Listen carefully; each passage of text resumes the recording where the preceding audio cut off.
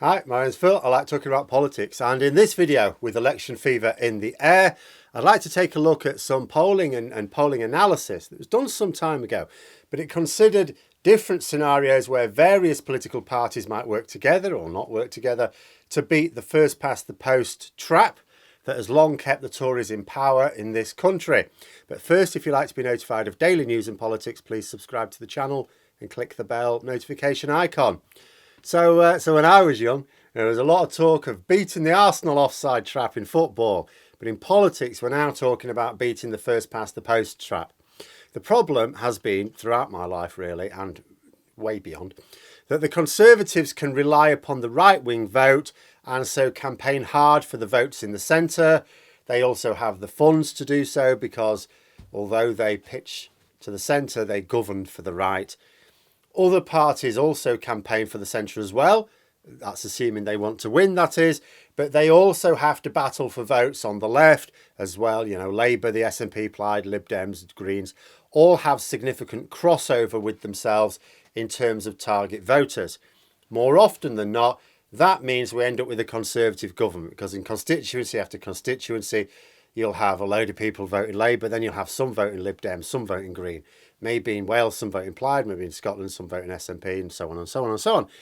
You know, so the Tory vote, the anti-Tory vote gets split multiple ways. And the system should have been changed under the last Labour government. This would not only mean that nobody could govern whilst only supported by a minority of voters, but that we would increase the voting population by preventing large groups of people feeling disconnected from politics. So what you'd actually get is not just a parliament that was more representative of the voters, but more representative of the general population as well. But they didn't. So we're here again, paying the price. Overwhelming support for proportional representation in Labour and, of course, other progressive parties who have long campaigned for it, but not in a position to implement it. And implementation will not be easy. In 1997, Labour won a stonking majority. You think Boris Johnson has a large majority? Nothing compared to Blair's in 97. Realistically, for the next Parliament, we're not looking at that.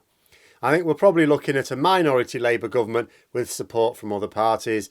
Yes, those other parties are going to be in favour of electoral reform, but the process of agreeing the exact path towards it and all the little details will be very fiddly with multiple parties all wanting their own take on it. And both the Conservatives and the mainstream media will try and turn people against it as well. So we're stuck with first past the post until the next election at least. And it won't be straightforward to change it afterwards. So that is the system and we need to work with it. So how do you stop the Conservatives retaining 100% of the power with a minority of votes? At the next election, they might have an even smaller minority of the votes and still keep that power. Well, there's essentially three ways. The first is to urge people to vote for the candidate best placed to beat the Conservative candidate. We do this every time. Can you please, in that constituency, vote Labour, in this one vote SNP, in this one vote Lib Dem, and so on. But it's complicated due to a number of issues. Like one of the big ones, it's not actually that easy to get that message out to enough voters. Secondly, a lot of people want to vote for something rather than against something.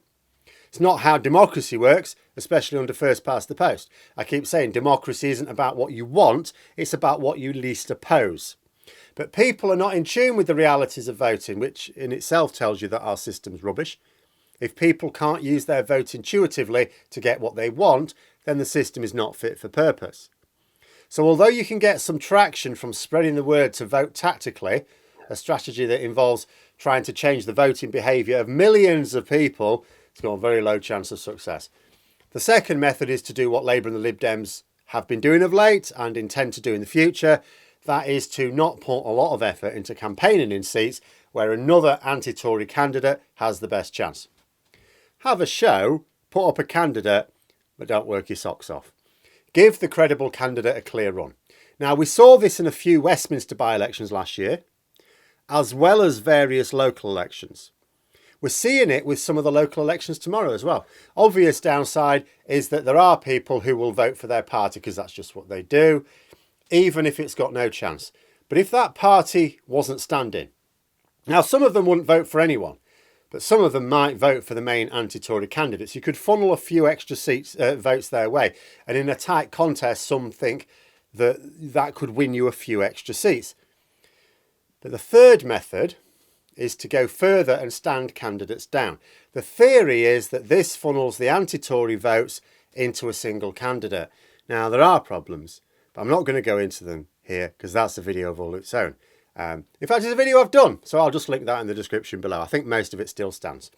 Which brings me on to a poll analysis. Now, it is from over a year ago, but it considered what might happen in a general election with attitudes as they were at the time.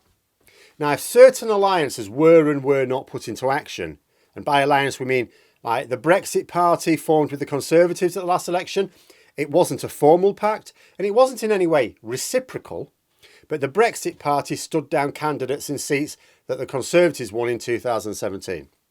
There was no favour return. The Conservatives didn't stand down candidates in seats they couldn't win, but maybe the Brexit Party could. It is what allowed Johnson to get his majority. Well, there are many of us who would be interested to see Labour and the Lib Dems do the same. Now, I've talked in the past about the barriers to doing this, that those calling for it never seem to address. But if there was this level of cooperation amongst what they call internationalist parties, this poll suggested that Labour could win 351 seats and the Conservatives would only win 205.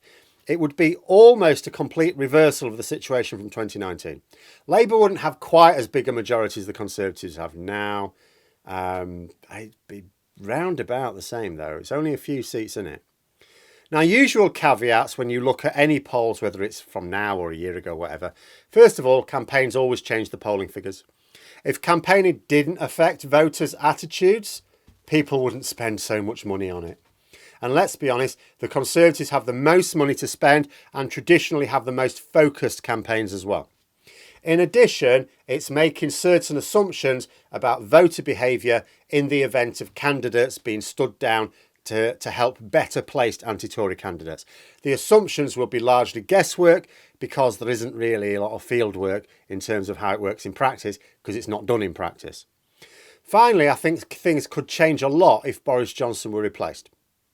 That's a huge unknown in any prediction for the next election. Boris Johnson could still be leading his party into the next general election, or he could be gone in 2 months.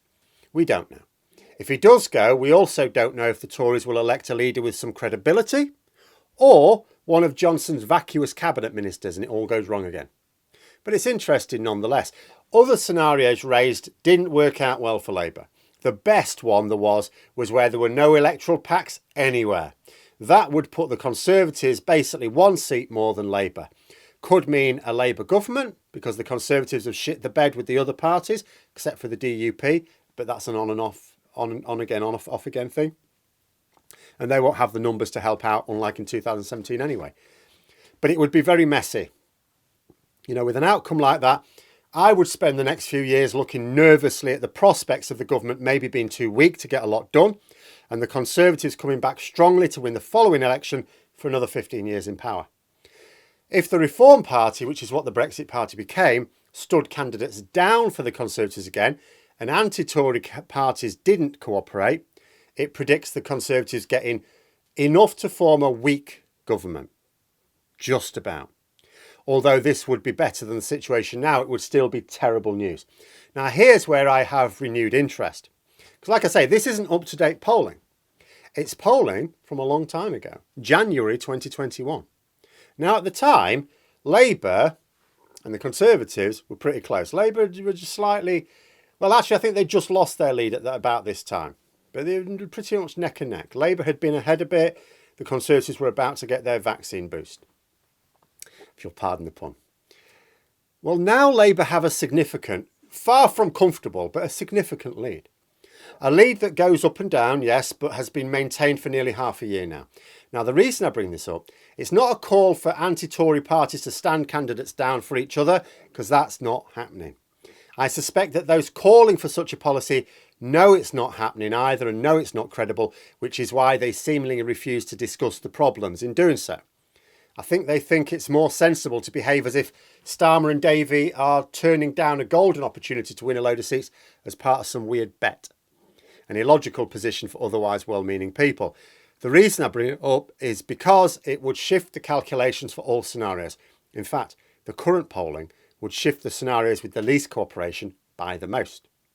The local elections tomorrow are going to yield some much talked about results on Friday, probably by me as well. Whether they're really newsworthy results remains to be seen. Could be anywhere between anticlimax to Boris Johnson is facing a confidence vote next week. And there's no scenario which model the current softer level of cooperation on display at the moment. It might be that a model like that would be very difficult, but the point is we might find that the limited unofficial pact between Labour and the Lib Dems at the moment could well be enough to not only remove the Tories from power, but also produce, if not a stable majority government, then at least a stable alliance of the sort that exists in the Scottish and Welsh parliaments. And never mind the local elections. Well, until tomorrow, because a load of you have got to go out and vote for the main anti-Tory candidate. But for now, never mind that. The really interesting 2022 elections, not tomorrow. If you're looking ahead at the general election, that is. Northern Ireland will be saying they're very important tomorrow. But looking ahead to the next general election, the really important elections in 2022 are not tomorrow. It's when it comes to those Westminster by-elections coming soon. And I wonder if the Conservatives will want to wait and see what happens there. No matter what happens in the local elections, do they wait to see what happens in the by-elections? Or will they be so fearful that if those by-elections go badly for them, that the momentum could swing very strongly in favour of Labour and the Lib Dems and other parties, that they'll need to replace Johnson with all haste, because it could be the beginning of the end at that point. But those are my thoughts. Let me know yours in the comments below. I hope you found the video interesting. If you did, please click the like button, maybe even click the join button if you're interested in membership. And until next time, I'll see you later.